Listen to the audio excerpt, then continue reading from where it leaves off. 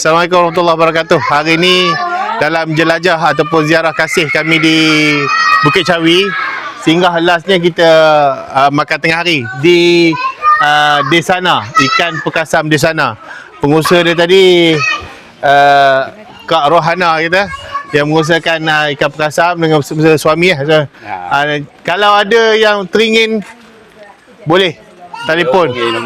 Telefon order. Memang terkenal lah di sini. Yang insyaAllah kalau makan bertambah. Assalamualaikum. Masya Allah. Ikan apa ni? Macam-macam ikan? Macam-macam ikan lah. Macam ni lah. Ikan ambil dari mana? Ikan ni anak. Oh, anak tangkap ni. Anak kakak kami ni nelayan darat suami kan. Nelayan darat, okey. Nelayan dengan anak pun nelayan. Mhm. Jadi bekalan ni awal dulu kami sendirilah. Tapi sekarang ni banyak ambil tempat. Satu bekas RM6. Dia ikut saya lah. Yang ada yang 6, ada yang 5. Setakat ni jenis ikannya? Ikan Loma, lampam, Talapia. talapia. Okey, dapat kebajikan. Perikanan yang diselita. Buat mesin. Ni PPK itu lah, bawah PPK. Oh, ni tempat apa? Dia lah cakap.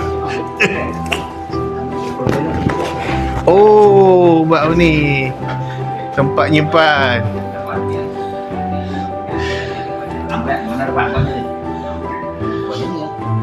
Tapi ada dapat semua apa dah? Yang depan.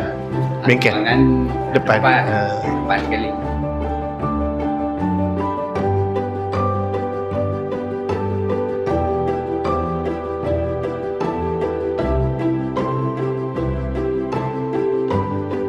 Masuk sini, maknanya stok sini stok standby lah, tak ada jual. Oh, ni dah siap dah. Kalau kata Boleh buat lah. Mana kalau macam saya nak jual, saya nak ambil sini, tapi saya nak buang nama saya punya ni. Mana dia ambil kosong lah. Jadi kita post stiker saya lah. Jom boleh.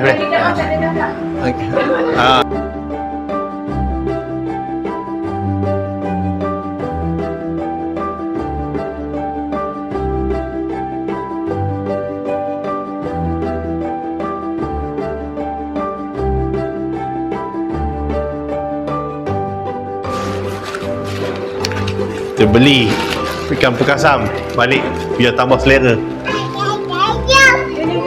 Kau tengok gambar? Okey.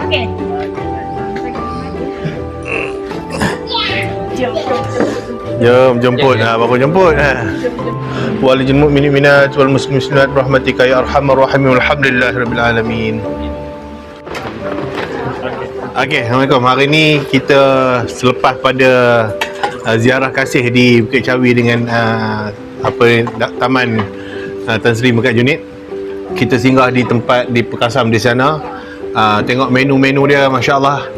Pertamanya batang keladi. Ni keladi, ikan perkasam dan tempat perkasam.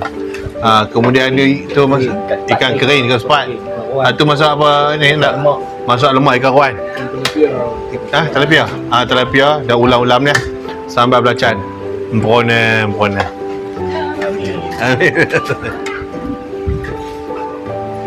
Terima kasih. sama-sama. Wah, patutlah ini nyicah. Boleh ngonyah. Ada sikit-sikit lagi. Boleh ada tak? Mas. Ada tak kaunter buat gigi palsu? Baju korban kat dah ni. Itu besar. Okey, terima kasih ya. Terima kasih semua. Ada yang tak nak gigi jambut. Ada tak nak ni orang ni. Salam. Salam. Salam tu. Salam. Salam. Salam.